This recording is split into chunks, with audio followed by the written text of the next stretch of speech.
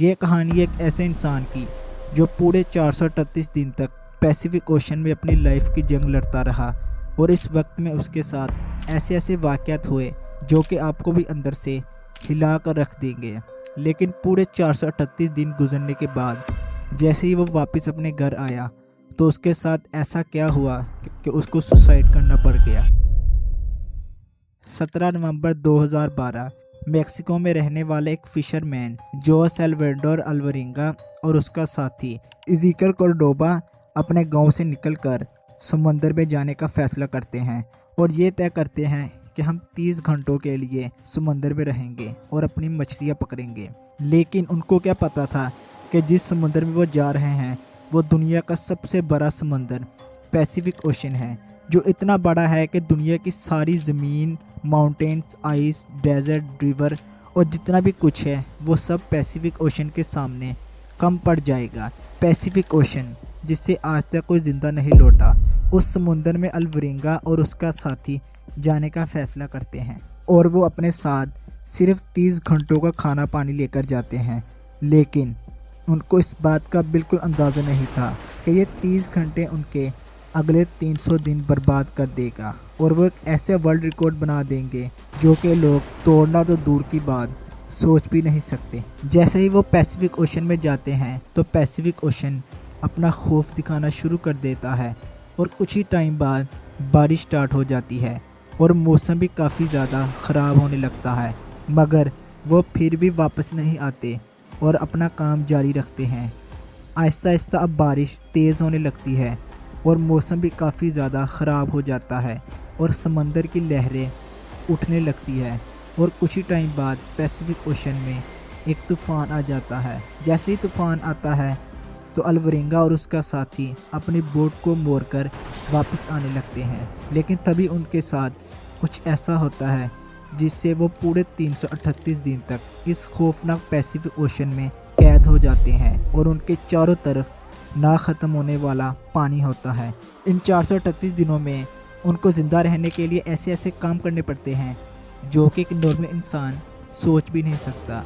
और इस स्टोरी को जानने के बाद आपको काफ़ी ज़्यादा मोटिवेशन भी मिलेगी कि अगर इंसान उम्मीद को ना छोड़े तो वो कुछ भी कर सकता है।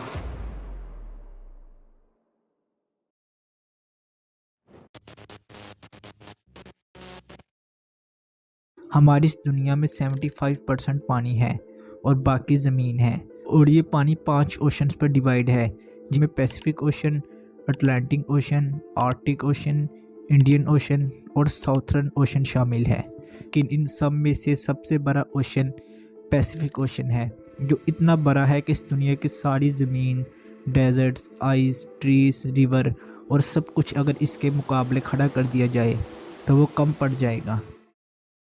तो जैसे ही मौसम ज़्यादा ख़राब होता है तो अल्वरिंगा और उसका साथी फ़ौरन वहाँ से निकलते हैं और वापस आने लगते हैं और कुछ ही टाइम बाद उनको सामने अपना गांव नज़र आने लगता है और वो कुछ ही किलोमीटर दूर होते हैं समंदर के साहिल से।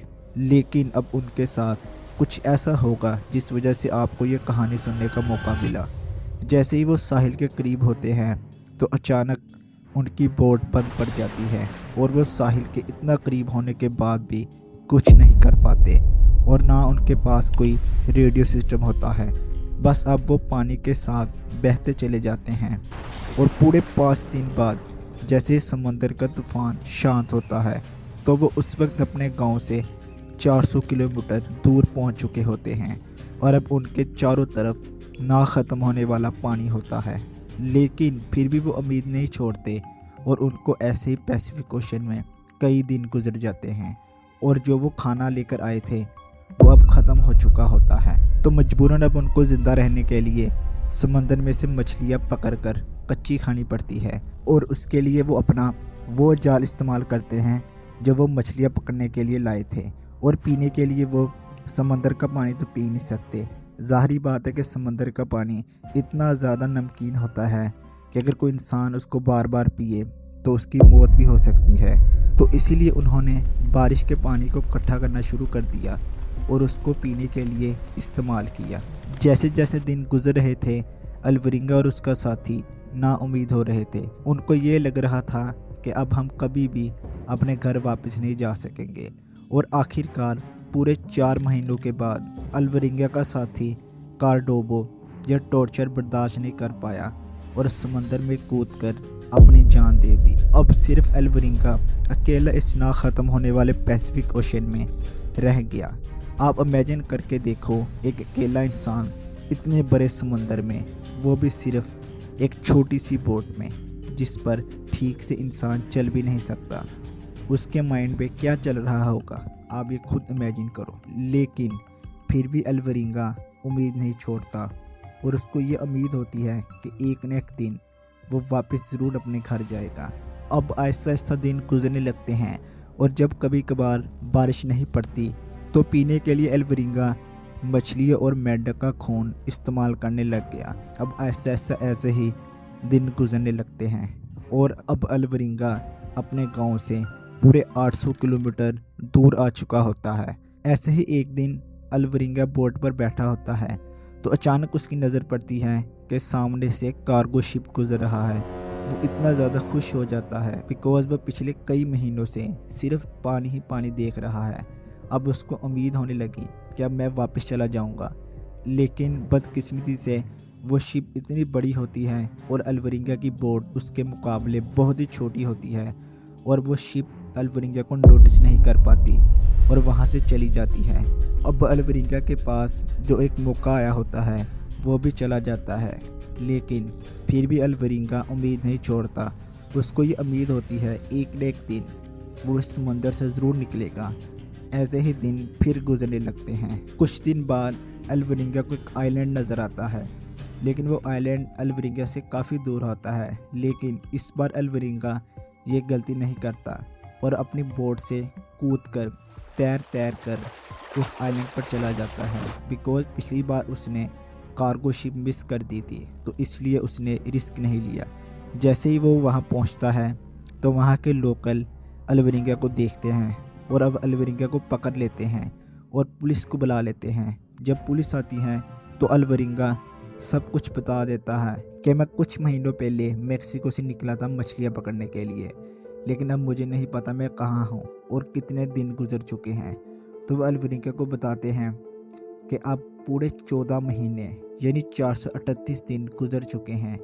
तो वह अल्वरिंगा को उसके शहर मेक्सिको भेज देते हैं। जैसे अल्वरिंगा मेक्सिको वापस आता है तो फ़ौरन उसको पुलिस अरेस्ट कर लेती है। But why?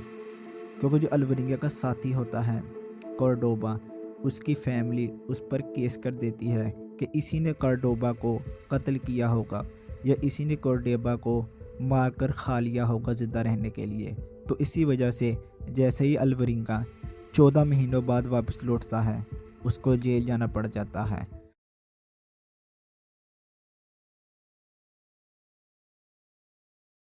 वो भी लाइफ में कुछ अच्छा कर पाए। तो इसलिए आपने इस वीडियो को उनको लाजमी भेजना है और इस वीडियो को लाइक कर देना है, हमारे इस चैनल को सब्सक्राइब कर लेना है। मिलते हैं ऐसी नई वीडियो में। टेक केयर, अल्लाह हाफिज़।